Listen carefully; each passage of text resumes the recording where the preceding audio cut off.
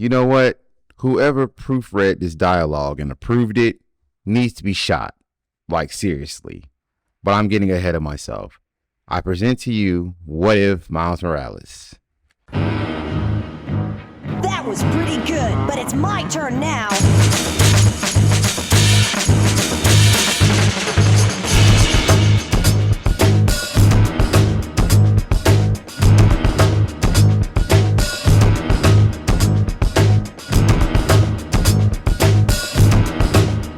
What If Miles Morales is a 2022 comic that introduces alternate versions of Miles Morales. For the ones who don't know who Miles Morales is, he is one of many characters known as Spider-Man. He has other aliases too as well, Kid Arachnid and Spin, to name a few. However, in this What If miniseries, there are many alternate versions of himself that became Hulk, Wolverine, Thor, and Captain America. The series is written by Yehudi Menkado and drawn by Paco Medina and Luigi Zagaria. The story altogether is that these versions of Miles team up to fight common enemies, but let's find out as the story unfolds. We begin with issue 1, What If Miles Morales Became Captain America? We have a montage collided with past and present with Steve Rogers and Miles Morales in military school. Miles admires Steve Rogers' sacrifice and wants to be like him by doing the right thing no matter what. Does that include not telling your teammate that your best friend killed your parents, even though he was brainwashed? Something to think about. We go to 4 years ago at a military installation. We are joined by Jefferson Davis and Aaron Davis. It seems as that Steve Rogers' legacy restarted the Super Soldier program. Aaron hopes that he will get picked to be the next Super Soldier, but Jefferson doesn't seem to be sure. Aaron ends up stealing the serum, but instead of him putting it somewhere safer, like a offshore warehouse or something, he puts it in his apartment. Stupid motherfuckers. They got to be the stupidest motherfuckers. Miles finds the serum, and smoke starts to emit from Aaron's apartment. Aaron sees it and bursts in the door, and sees that Miles has grown a few inches taller and gained muscle mass. Miles' parents took it like any other parents would. Aaron got a slap on the wrist by the military by training Miles. Miles became the new Captain America. During a mission in Russia, Aaron was presumably killed via rocket launcher. We jump to the present. Miles learns from his partner, Falcon, of a theft that's going down, and the leader was the Prowler. Miles proceeds to stop them as the Prowler offers money to whoever kills Miles. One of the Prowler's thugs was taking aim at Miles until he's stopped by Falcon. As they both banter as the cringe dialogue is being read, the Prowler sets off an explosion to make his getaway. At a SHIELD outpost, Nick Fury debriefs the two of the Prowlers, stating of a body count spreading across the globe. Miles says that the Prowler's moves were somewhat familiar. Fury informs that the head of the operation pulling the strings of the Prowler is a former AIM director, Lonnie Ludwig Lincoln, aka the Gray Skull. He had stole a super soldier serum that AIM was developing that gave him the same strength as Miles, but the serum was incomplete and left Gray Skull disfigured. Fury says that they are looking for an artifact of immense power. What they know of the artifact is that it's otherworldly and the power can be used for destructive purposes. At Gray Skull's base, the Tinkerer is a bit nervous on not to tear a hole in reality by tinkering with the artifact. However, Gray Skull doesn't care. In Miles' room, Miles talks to his parents, feeling guilty that he couldn't save his Uncle Aaron. But Jefferson reassures Miles that it wasn't on him and that they are proud of him. Falcon comes in, interrupting the call, and Miles quickly ends it. Falcon figures that Miles didn't tell his parents that he has a girlfriend, aka Falcon. Fury contacts the two, letting them know that they have a ping on the artifact. They found the location to be an old Oscorp lab. With no time to waste, the two suit up. Gray Skull and his crew make it to the Oscorp site. As they make it inside, they are greeted by some symbiote robots, guards that Osborn made by finding an alien rock and used the goo to create the robots. However, Prowler quickly dispatches them. They make it to a trans-dimensional machine that the Tinkerer thought that it was just a theory.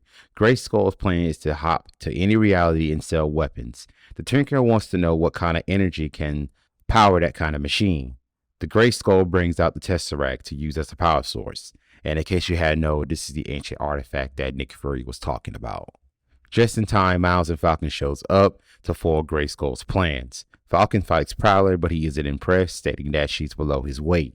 Falcon had the upper hand until she got cocky, and the Prowler used some knockout gas, putting Falcon down for the count, revealing himself to be Aaron. but most of you guys knew that already. Miles tries to reason with Gray Skull to turn off the machine. However, the villain stands firm and headbutts Miles. Miles gets the upper hand back and calls Falcon, but she's knocked out. Feeling he won, Gray Skull orders the Tinkerer to turn on the machine, but Aaron abruptly changes sides and has a reunion with Miles. Aaron tells Miles that he couldn't face him because the truth was that he felt that Miles didn't deserve the serum, that it shouldn't have been him. Miles said he didn't ask for this, and if it wasn't for Aaron, the situation wouldn't happen in the first place. So in a way, that's just Aaron's karma. Aaron apologizes of his jealousy. Miles accepts and wants Aaron to come back home, but Aaron states that it isn't that easy. But he also couldn't let Gray Skull use the Cosmic Cube.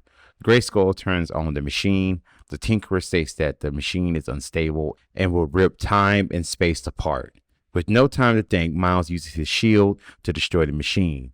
Miles gets a glimpse of several other versions of himself. Then the machine shuts down. Falcon returns to help Miles up. Gray Skull slipped away, and so does Aaron. As things calm down and they have the Tinkerer into custody, Miles gets the feeling that this isn't the end of things. Later, Aaron doubles back to the site and finds a piece of the Cosmic Cube to commence his own sinister plot. We continue with what if Miles Morales became Wolverine. In an alternate Atlanta, Georgia of 1981, there have been a lot of missing children. The police have no leads and no one knows who's taking them. This version of Miles experiences his mutation of bone claws. As Miles tries to tell his parents, they quickly dismiss him. Miles heads out to take a walk and he is then abducted. Jump forward 40 years. In Ryland, Wisconsin, Miles is on the run and attacked by Sentinels. Miles quickly destroys them. Meanwhile, on a SHIELD helicarrier, Agent J is disappointed that the Sentinels are useless, but Director Colorcord says that they serve the purpose to get an ID on Miles. They consider Miles a monster and needs to be put down for murdering a senator and his family.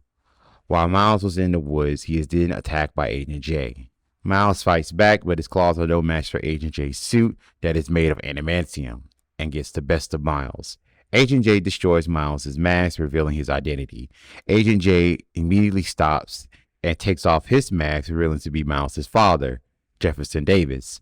Miles blames Jefferson for his mutation and for never coming to find him. Jefferson, however, said that he never stopped searching for him, but his efforts drove Miles' mother away. He hates the monster he used to become. However, Colorcord was watching the entire time via hologram. Colorcord is impressed on how Miles' healing factor is working out, revealing that he was the one that experimented on Miles all those years ago. Miles managed to escape, but not without killing everyone that was in his way, and had been on the run ever since, fighting for his freedom. Colorcord blames Miles for his disfiguring his face, but Miles believes that Colorcord has his life, which is more than he deserved. Now that Jefferson is reunited with Miles, he doesn't want to kill anymore. Colorcord then sends in Aaron Davis, this world's Sabretooth, angered from all those years ago that Jefferson let Aaron rot in prison, and Colorcord gave him a second chance, and had no trouble to carry out the order to kill both Jefferson and Miles. Jefferson tries to fight Sabretooth, but is no match for him, having adamantium himself, slicing through Jefferson's armor. As Sabretooth was busy monologuing, Miles regains his bone claws and impales Sabretooth, turning the tide of the fight. Miles grabs Jefferson's sword and attempts to behead Sabretooth, but Jefferson stops Miles, saying that they are monsters trapped in the past that they can't let go, begging Miles it has to stop with his breath. Miles stops and confronts his father to help ease his final pain. Jefferson asks Miles to find his mother, to apologize to her on Jefferson's behalf. Jefferson tells Miles not to be hateful and choose good over bad and love over hate. And Jefferson's last words to Miles is, he will always be his son.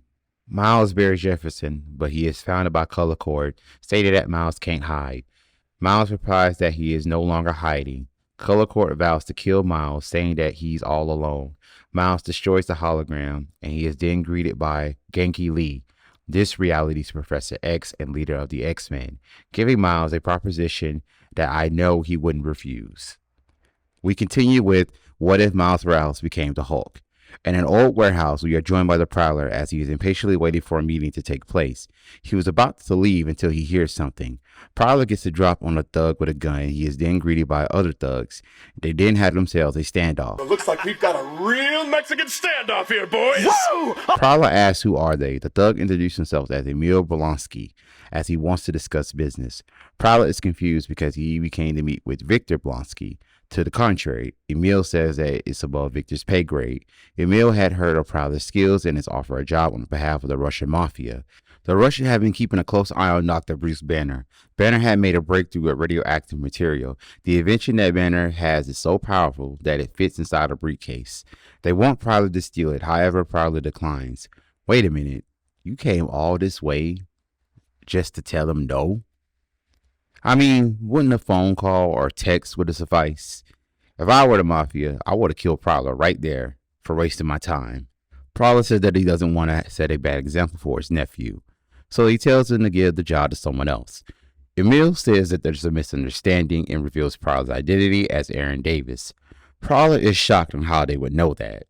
Now, I know that it's the job of the mafia to know who's working for them, but maybe in this case, this version of the Prowler is not very good at covering his tracks. Emil says that the Prowler owes a debt to his bosses. Emil shows Prowler with a phone with a picture of his family, so with his back against the wall, he takes the job. We jump to present day at Avengers Tower. We see Miles Morales talking with Doc Samson, the legendary shrink for the Avengers, according to Miles. But Samson is humbled by the idea of legendary as he remarks about being well paid. Miles goes over about his uncle being the Prowler, really did a number on him. Samson says that the people we are closest to can make complex emotions. Samson asks Miles to think about the time when his anger began to manifest. We get to the flashback. It starts off with Miles eating ice cream. Miles and his parents found out that he had won the lottery to attend Brooklyn Visions Academy. Miles wanted to share it with his uncle, the good news, but Aaron was too busy arguing on the phone. Aaron wants the nuclear item picked up today, but it wouldn't be picked up for another 2 days. So Aaron would have to be cautious and keep it at his apartment. Wow, this is kind of the same circumstances of when Miles became Captain America. It's pretty lazy writing if you ask me. While Miles is waiting for Aaron to get off the phone, he sees a spider on the briefcase holding a nuclear compound. Miles instantly wanted to kill it for his natural hate of spiders. Miles hits the spider and the briefcase opens, spilling the nuclear compound. Miles accidentally steps on one of them, causing a blinding light.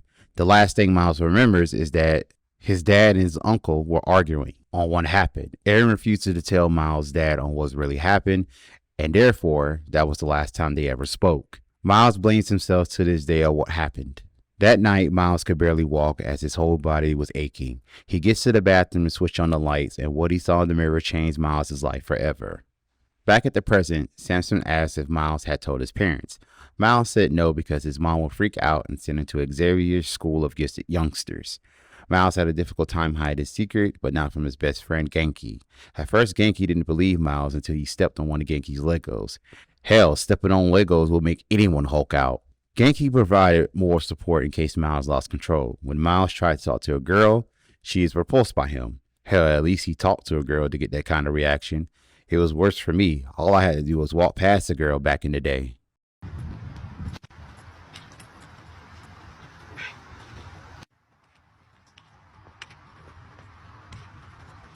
Hey boy, she like you. Bitch, don't fucking try me with that goofy ass nigga.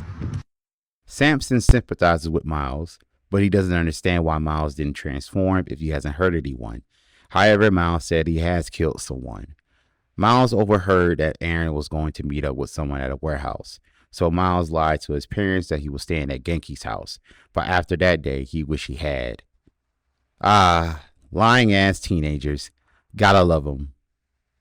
Not. That night, Miles makes it to the warehouse and he sees Prowler talking with Emil. Miles' heart shattered as he figured out that the Prowler is his Uncle Aaron. Emil tells Aaron he had nothing to worry about as he is handed the briefcase. Aaron blasted Emil while holding the briefcase and caused an explosion. Miles couldn't believe that Aaron could be so reckless. However, Emil instantly transformed into Abomination. Abomination grabs Aaron and kills him. Miles felt confused, heartbroken, scared, and most of all, angry. Miles transformed fully and knocked out Abomination, but he didn't stop there. To this day, Miles still doesn't understand on why Aaron chose the life he did. Miles ended up killing Abomination, and now he has to live with that anger and disappointment. Miles gets upset and feels himself about to change. Samson, however, tells Miles that he needs to embrace that his anger wasn't malevolent, but from compassion. Samson tells Miles that the way to control the monster inside is not a symptom of anger, but a manifestation of compassion. Once Miles is able to accept those feelings, he can use his newfound strength to protect the ones he loves. Samson embraces and hulked out Miles with a hug as he tells him that forgiving the monster inside of us will embark the journey of becoming a hero. Man, more on this later. I got a lot to say about this. So here's where things get really cringy with what if Miles Morales became Thor. This will be the first time I will read some of the dialogue verbatim rather than summarized, so here goes. Midgard, long ago, old Yggdrasil spread. Then the world tree grew in Brooklyn instead. Immersed as we traverse the universe, from the vast multiverse comes this dope verse. Lord have mercy, please do not tell me this is rap lyrics. The stars shine upon the realm of the gods, forge mighty battles with his squad. Whereas lightning go after wars are won, what victories lie for the son of sons. He's got style, he's got flair to boot. With his kicks, you know he's hot pursuit.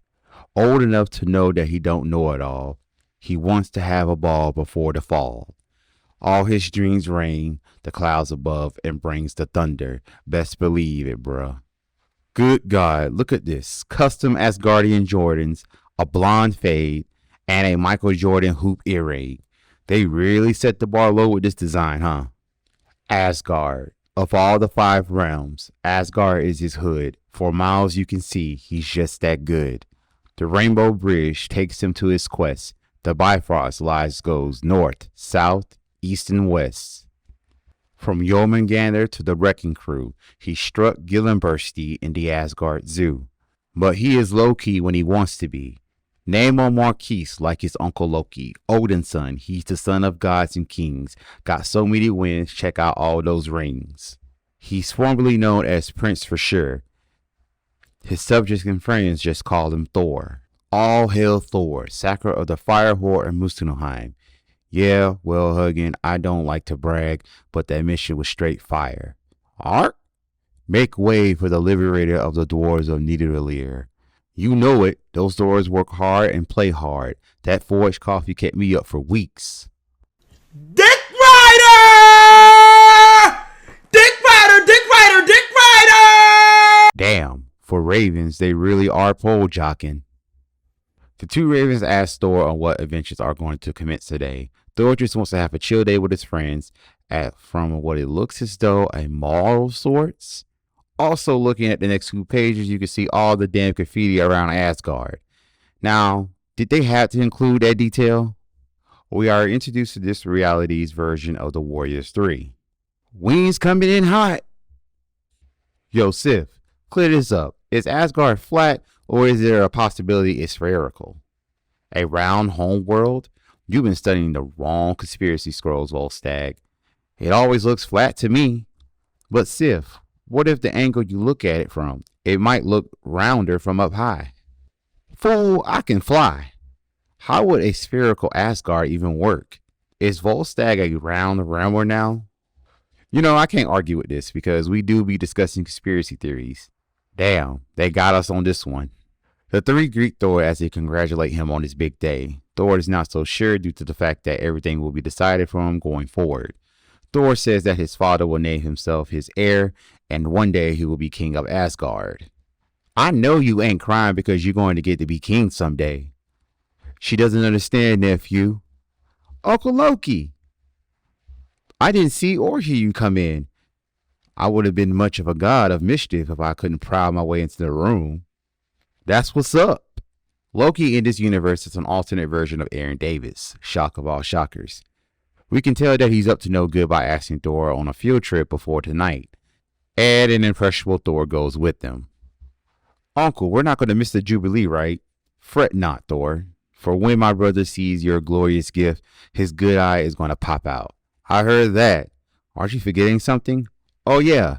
Must have been under some laundry or something. Hammer time. Hammer time?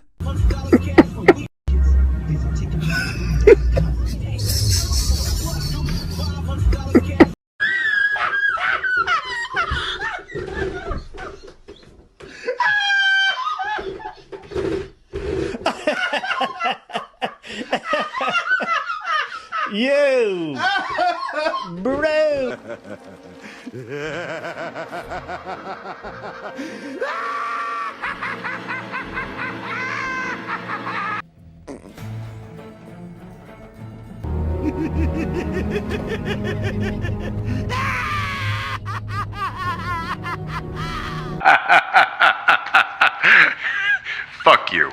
At the throne room, we see what is this universe version of Odin and Freya, alternate versions of Jefferson Davis and Rio Morales. Odin fears that Loki is a bad influence on Thor due to the many times Loki tried to kill Odin over the years. Freya says that maybe because Odin sees Loki only as an adopted brother by referring to him as such. One of the guards comes in and informs Odin that one of the treasures from the vault is gone. We cut over to Jotunheim as Thor complains about the cold. Okay, they got us there again. I hate the damn cold. That's why I will never visit New York City. Not because of the crime, because of the goddamn cold. Hell, I would even go outside here in Atlanta when it's cold. Anyway, dress for the adventure you want when you walk among the giants. You must project yourself as a giant. You got the swag on lock, Unc. Wish I can do illusions you do. I'll gladly swap places with you, child. But I don't think Odin, the great Allfather, will ever place a crown upon my head. Thor discussed with Loki that he wants an unexpected life. However, he was attacked by a couple of frost giants. The frost giants act the way you expect them to, unwelcoming. Thor fights back and... Wait a minute. What the hell? Is that a frost giant with dreads? Thor asks for Loki's help and he answers, how do you think we would? Okay, he doesn't help, but he does tell Thor not to fight like his uncle or his father, but as himself. Thor gets his second wind and power up his hammer. Wait, is that a frost giant with a fade? That shit tighter than mine. And no, these fools do not have gold chains. Who greenlit this shit? What's the freaking editor like, gold chains and a fade? Oh yeah, this is it. Print this shit. This is rotting my brain right now. But I have to get through this. Once Thor dispatches the trap giants, he helps Loki carry the head of Leve, king of the frost giants. Loki explains the history of how Leve met his demise. Odin was at the peak of his power, and before he killed Leve, Odin beheaded each one of Leve's lieutenants. Thor always thought that Odin always strived for peace. However, Loki states that it's easy to speak of peace once you already left your enemies in pieces. Damn. That was a bar. At Asgard, it's time for Odin's Jubilee. Many gifts were presented to him, but Odin seemed unimpressed. Thor gets the attention from everyone and presents Odin Leve's head. Everyone gasps, but Odin uttered, "What have you done?" Loki uses his gift to Odin, the casket of ancient wonders, to provide Leve. And oh look, another trap giant with gold chains and earrings. I'm gonna get my gun. Leve attacks Thor as the Warriors 3 got the people to safety. Odin, unbothered, figured out that this was Loki's plan to take the throne. Thor gets pinned down by Leve as Odin watches. Loki is surprised that Odin won't help Thor. Odin says that if Thor dies, it will be blood on Loki's hands. Thor also wouldn't be worthy of claiming the throne and ruling Asgard. Thor hears these words and breaks out the ice that Leve had him in. Ain't no party like an Asgard party because an Asgard party don't quit. Scram! Scram! I said split! Shake the scene, you turkeys! Get out of my house! Who in the hell left the gate open?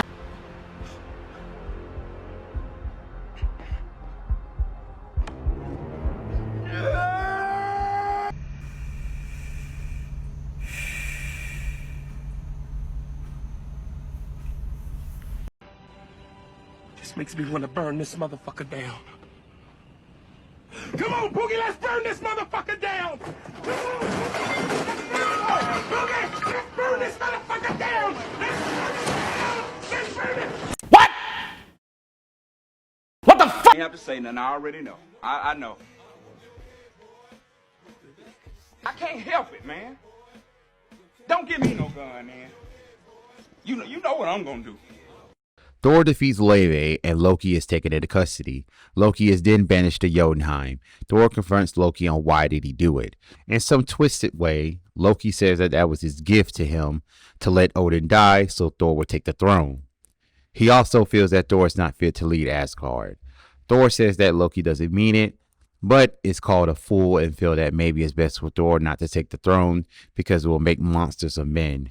We fast forward to weeks later. Thor is depressed that his father won't talk to him.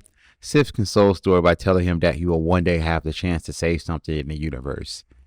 They are interrupted by a flash of light. Standing before Thor is Miles Captain America, Miles Wolverine, and Miles Hulk, informing Thor that Loki has escaped to another Earth, leading up to the conclusion.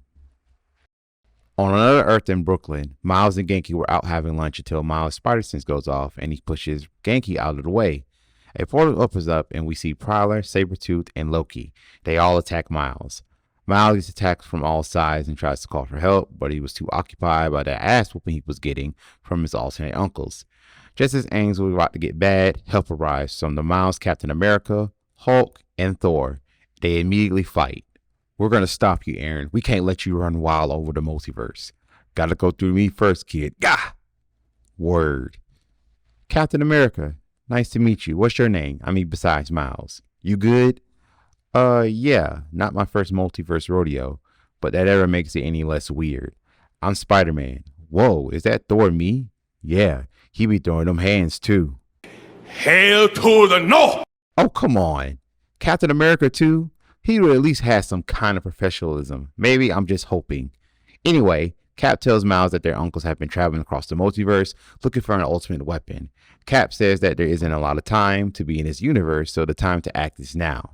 The other Miles gets the upper hand against their uncles. Sabretooth expresses that he didn't get free just to get his ass kicked again. Real talk, that was kind of easy. Verily. Oh wow, you be talking like Thor too? I am Thor. You didn't bring enough muscle to this fight, Unc. You're no match for us. You're right. We're not. He is, though.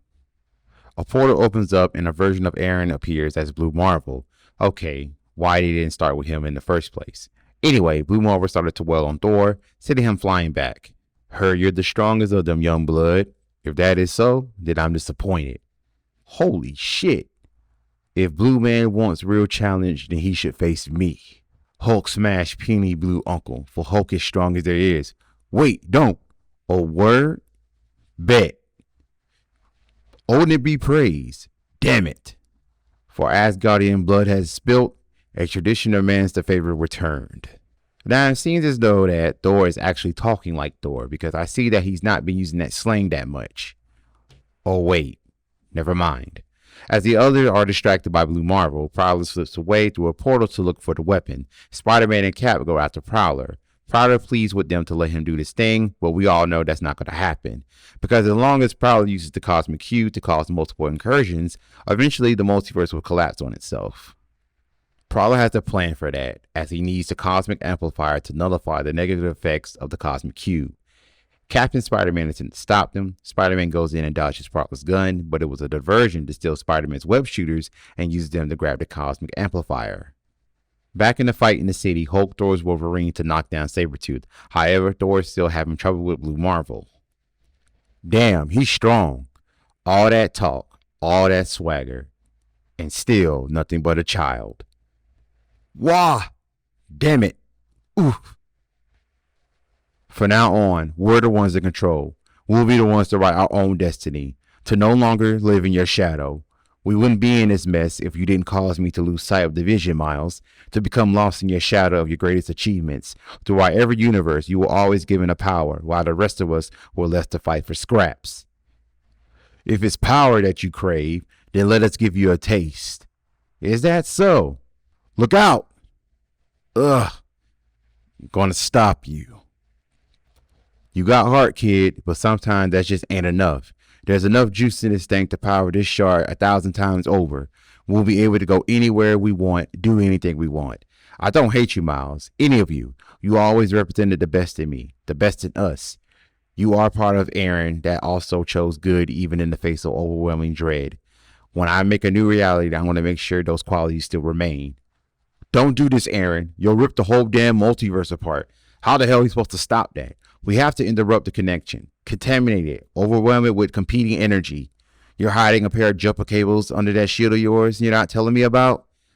I think I got something.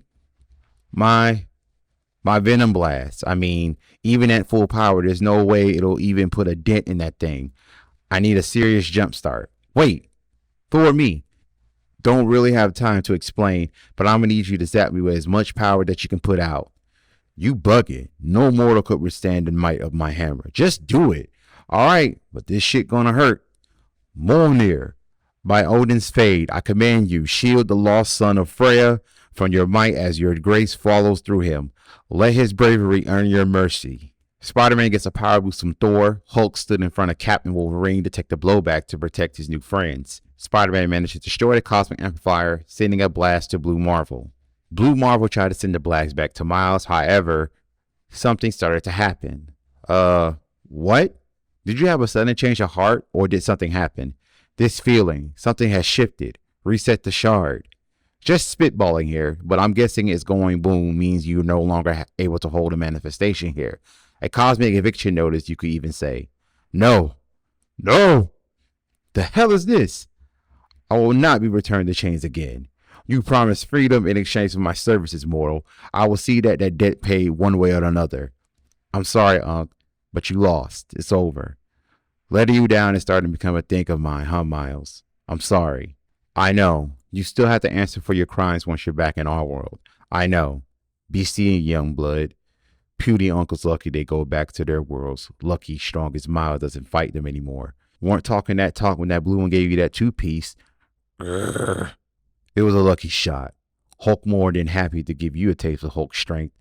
I like that, bub. Aw, no fair. Hulk just started to like other Mileses. Feelings mutual, big guy. Today was crazy, but it was kind of dope meeting other me's. Broken ribs aside, I didn't hate it either. Stay safe out there, Spider-Miles. It's Spider-Man. Spider-Miles is tiny but fun. We smash together again soon, Hulk promises. I'm gonna hold you to it. Your metal was well tested today, B. Should you ever find yourself in Asgard, speak my name to the nearest royal guard, and we'll throw a 100-day feast in your honor. 100-day feasts? Turn up might be a bit much, but I'll definitely hit you up next time kicking it in the multiverse. Bet. Spending the afternoon fighting my evil super uncles with a band of my multiverse brothers is definitely going to take a minute to unpack. It be like that sometimes. Just went through a whole thing with some clones of myself, and let me tell you, it never gets less weird. Clones? Wild. No, we're the same age and all, but it seems like you've seen some stuff. I guess. I mean, there's a multiverse fight with cosmic vampires, then the giant planet-eating space god. Oh yeah, the time I brought down a sentient computer program. Damn, this reality be going through it, boy. It really does. You got a Captain America here? Yeah. They black too? Yeah. Dope. Well, guess that's my cue. Was nice meeting you, Miles. If it doesn't rip space-time apart, you should pop through my reality sometime. Know the crew would love to meet another me. For sure. Well, see ya. As the other Miles leads back to their dimension, Spider-Man falls out bragging that he will get some good sleep tonight. The miniseries ends with Miles full of hope, stating that he's glad there are more Miles Morales out there protecting the people that they love. Upon reading this series again, it's still bad, mind you, but it does have its merits. I feel that sometimes I get multiverse fatigue. I do get it that there are endless possibilities of what could have been, but this story itself did not have to happen because we already got a Spider-Verse saga featuring Miles Morales Spider-Man. Hell, he had to do something specific to do other than being in Peter Parker's shadow all the time. And his costume is different too. And to be honest, I haven't finished the main Spider-Verse story arc because every time I start it, I tend to get bored before we can get to the good stuff. I have seen multiple versions of Spider-Verse done on television and in recent years in cinema like Spider-Man No Way Home, Spider-Man Into the Spider-Verse, and Across the Spider-Verse. Hell, even DC and Marvel as a whole just using the multiverse as a cash cow because they are writing themselves into a corner or go out their way to retcon characters. Why don't y'all be like the Boom Studios Power Ranger comics? They had their big multiversal event with Shattered Grid and left it alone to a degree.